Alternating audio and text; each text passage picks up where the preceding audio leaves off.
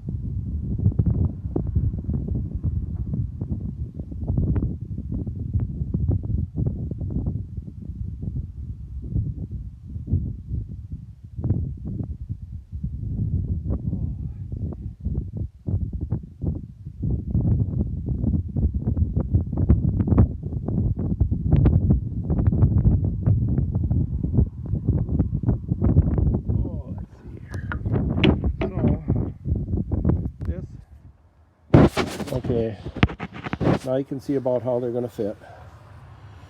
You can see it there, and you can see it there. So now it's time to get the welder out and start to weld them on. And then it should be ready to go again.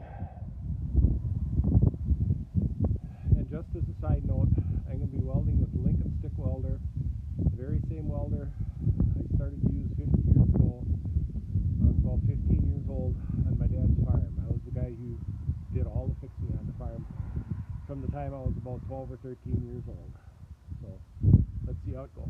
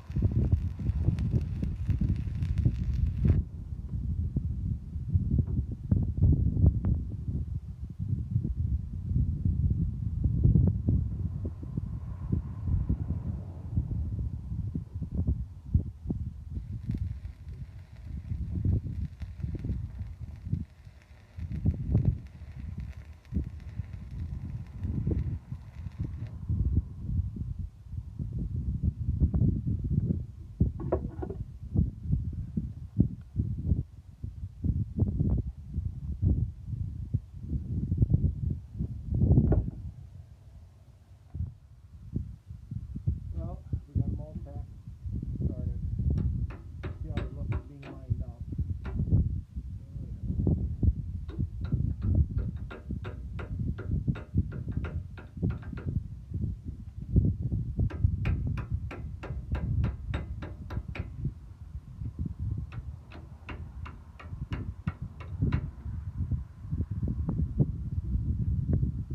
Let's see.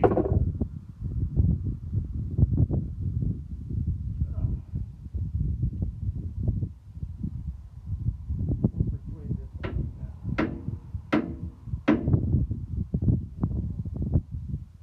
That still isn't enough.